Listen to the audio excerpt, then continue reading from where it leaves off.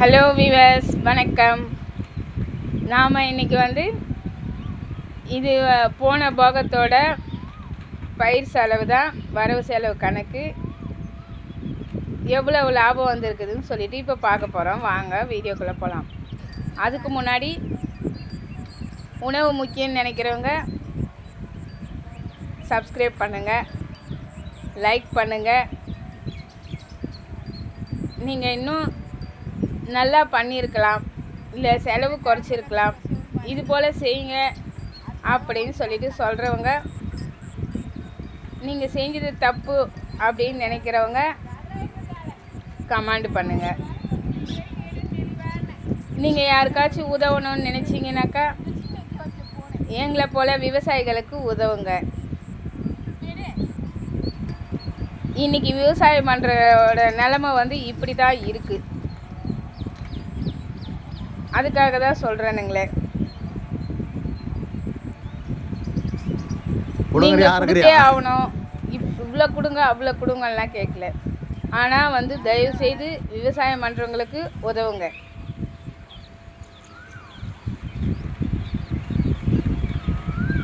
அதாவது டெய்லி வேலைக்கு போகிறவங்க கூட 100 ரூபாய் பார்க்குறாங்க குறைஞ்சபட்சம், அதிகபட்சம் 1000 ரூபாய் இல்லாமல் வரல. ஆனால் விவசாயியோட நிலமை இன்றைக்கெல்லாம் வெயிலில் வேலை செய்கிறாங்க, கழனியே கதின்னு இருக்கிறாங்க. ஆனால் அவங்களுடைய நிலமை பார்த்தீங்கன்னாக்கா ஒரு நாளைக்குன்னு பார்த்தீங்கன்னா 50 ரூபா கூட இல்லாமல் நாங்கள் கழனிக்கு போயிட்டு வேலை பார்க்குறோங்களே. என்ன பண்ணுறது?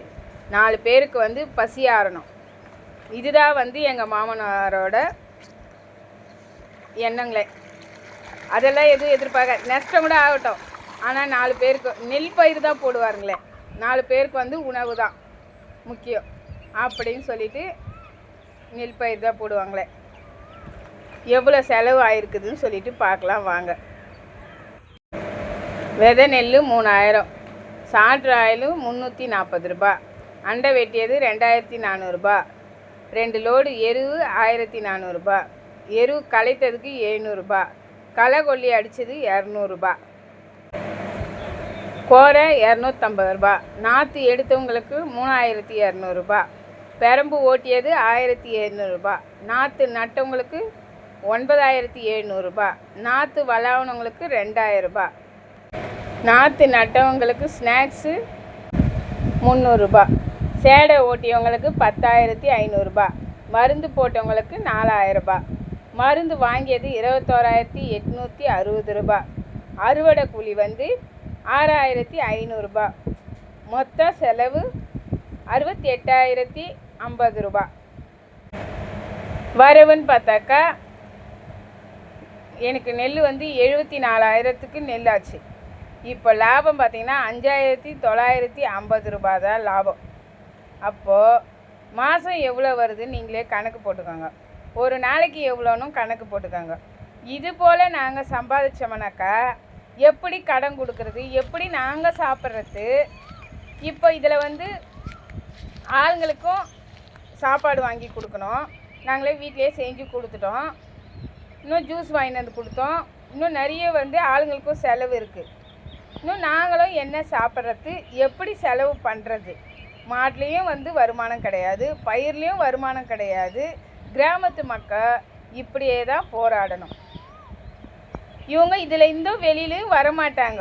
நம்ம நிலத்தை விட்டுட்டு எங்கே போகிறது, என்ன பண்ணுறது அப்படின்னு சொல்லிட்டு இன்னை வரைக்கும் எங்கள் மாமனார் இந்த கழனிலே தான் இருக்கணுன்றாரு. எங்கள் அப்பா ஒண்டி எப்படி இது பண்ணுவாருன்ட்டு குடும்பத்தையும் இப்போது எல்லாம் ஒரு வழியாக ஆகிறாங்க. இதுக்கு என்னதான் தீர்வு, இதுக்கு என்னதான் முடிவு நீங்களே சொல்லுங்கள். இதை இதுக்கு என்ன பண்ணால் லாபம் வரும் அப்படின்றத தயவு செய்து கமெண்ட் பண்ணுங்கள். இந்த வீடியோ முழுசாக பார்த்தவங்க அனைவருக்கும் நன்றி.